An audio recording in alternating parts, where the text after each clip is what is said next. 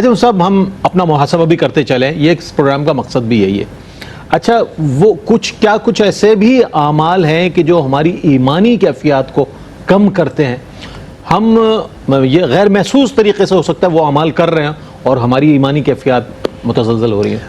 دیکھیے اس میں پہلے یہ کہوں گا کہ ڈاکٹر صاحب نے بڑی خوبصورت باتیں فرمائی، اور دوسرا یہ کہوں گا جو کہ ایک اصولی بات ہے کہ بہت سے لوگ یہ کہتے ہیں کہ جی ایمان بڑھ رہا ہے یا ایمان کم ہو رہا ہے. تو کچھ ائمہ کا یہ موقف ہے کہ ایمان بڑھتا بھی ہے، ایمان کم بھی ہوتا ہے. اچھا، قرآن کریم کی آیات کریمہ ہے، ٹھیک ہے نا. لیکن جمہور کا موقف یہ ہے کہ ایمان اپنی جگہ پر قائم ہے، وہ بڑھتا یا گھٹتا نہیں ہے. ہاں کوئی ایسا عمل ہو جائے، کوئی ایسی بات ہو جائے، کوئی ایسا ذکر آ جائے، کوئی ایسا منظر آ جائے تو اس میں کیا ہوتا ہے کہ بندہ سمجھتا ہے ایمان بڑھ رہا ہے. وہ ایمان کی صفات، ایمان کی کیفیات بڑھ رہی ہیں. ایمان کی کیفیات، ہاں اصل ایمان اپنے مقام پر ہے، کیفیات بڑھتی ہیں یا گھٹتی ہیں. اب گھٹتی کیسے ہیں کیفیات؟ ہم اس اعمال کی جی ایمان کی ایمانی کیفیت بڑھتی یا گھٹتی کیسے، میں اس پر آ رہا ہوں. قرآن کریم میں بیشتر آیات کریمہ ہیں کہ جس میں ایمان کے بڑھنے کا ذکر ہے. مسئلہ یہ ہے، ٹھیک ہے نا، جو کہ اصولی بات ہے. مثال کے طور پر وَإِذَا تُلِيَتْ عَلَيْهِمْ آيَاتُهُ زَادَتْهُمْ ایمانا، جب ان کے سامنے قرآن کی تلاوت کی جائے تو ایمان زیادہ ہو جاتا ہے. ڈاکٹر صاحب نے بھی فرمایا لِيَزْدَادُوا إِيمَانًا مَعَ إِيمَانِهِمْ، ان کا ایمان ان کے ایمان کے ساتھ زیادہ ہو گیا. ٹھیک ہے نا. اسی طریقے سے ایک اور مقام پر ہے وَيَزْدَادَ الَّذِينَ آمَنُوا إِيمَانًا، ان کا ایمان زیادہ ہو گیا. تو ایمان زیادہ ہونے سے مطلب کیا ہے کہ ایمان کی کیفیات بڑھ گئیں، ایمان اپنی جگہ پر قائم ہے. یہ جمہور کا، جی ہاں یہ جمہور کا مسلک ہے. اب کن کن چیزوں سے ایمانی کیفیات بڑھ جاتی ہیں، کن کن چیزوں سے ایمانی کیفیات کم ہو جاتی ہیں. اب مثال کے طور پر قرآن کریم میں ہی ہے جو ابھی میں نے آیت کریمہ ذکر کی وَإِذَا تُلِيَتْ عَلَيْهِمْ آيَاتُهُ زَادَتْهُمْ إِيمَانًا، کہ جب ان کے سامنے قرآن کی تلاوت کرو گے نا. آج ہم قرآن کی تلاوت بڑے بے توجہی سے سنتے ہیں. یعنی حکم کیا ہے کہ جب قرآن پڑھا جائے تو خاموش رہ کر بغور سنو تاکہ تم پر رحم کیا جائے. اور جب سننے والے سنتے ہیں اور پڑھنے والا اچھا قاری دل سے پڑھ رہا ہو تو پھر سمجھ آئے نہ آئے وہ آپ دیکھیں کہ کس طریقے سے اس کی آنکھوں سے آنسو روا ہوتے ہیں. جنت کا ذکر سن کر اس کا اللہ پر توکل اور بڑھ جاتا ہے، جہنم کا ذکر سن کر اللہ کی بارگاہ میں اور زیادہ خشیت طاری ہو جاتی ہے اور وہ گناہوں سے بچنے کی کوشش کرتا ہے. اسی طریقے سے ایک اور چیز جو ایمانی کیفیات کو زیادہ کرتی ہے وہ عمل کیا ہے؟ الحب للہ والبغض للہ، کہ اپنے مسلمان بھائی سے محبت کرے تو اللہ کی رضا کے لیے کرے اور بغض رکھے تو اللہ کی رضا کے لیے رکھے. اچھا میں یہاں پر ایک بات عرض کروں گا، کبھی کبھار نا آپ راستے سے گزر رہے ہیں اور ایک یعنی کوئی شخص مانگنے کے لیے آپ نہیں مانگ رہا لیکن آپ کو پتہ ہے کہ یہ ضرورت مند ہے.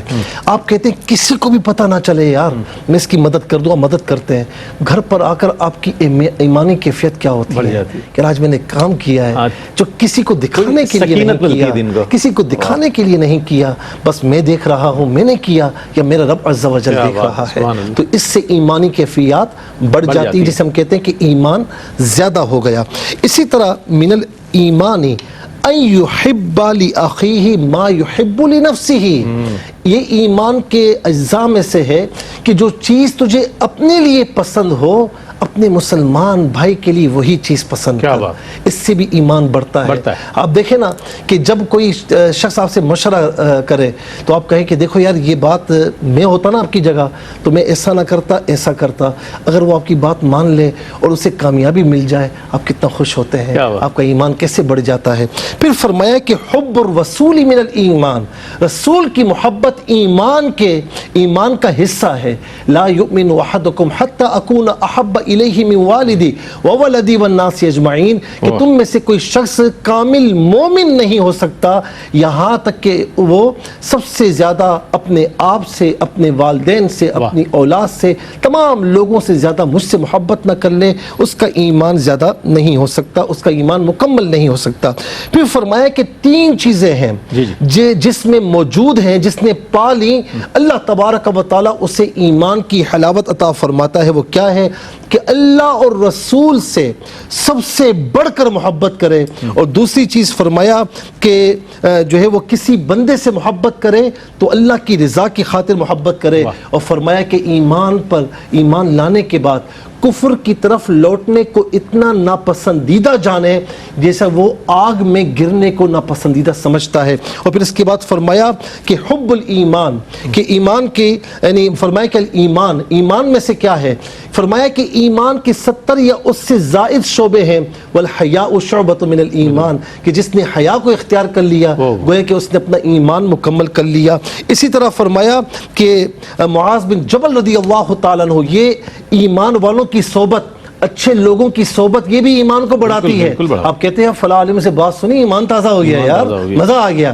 حضرت معاذ بن جبل رضی اللہ تعالیٰ عنہ اسود بن ہلال سے کہتے ہیں اجلسنا، تو بیٹھ ہمارے ساتھ، جتنا عرصہ تو بیٹھا رہے گا نا ہمارا ایمان تازہ ہوتا رہے گا۔ اور آخری بات فرمایا کہ 3 چیزیں ایسی ہیں کہ جو اپنے آپ میں جمع کر لے تو گویا کہ اس نے ایمان کو جمع کر لیا۔ فرمایا کہ اپنے آپ سے عدل و انصاف رکھ، دوسرا سلام کو عام کر، اور تیسرا تنگی بھی ہے نا اللہ کی راہ میں خرچ کر، تو اللہ رب العالمین کرم فرماتا رہے گا۔ اب یہ جتنی چیزیں بیان کی ہیں نا اس کے اپوزٹ عمل کرتا رہے گا، ایمان کم ہوتا رہے گا۔ بہت عمدہ، بہت عمدہ، بہت عمدہ۔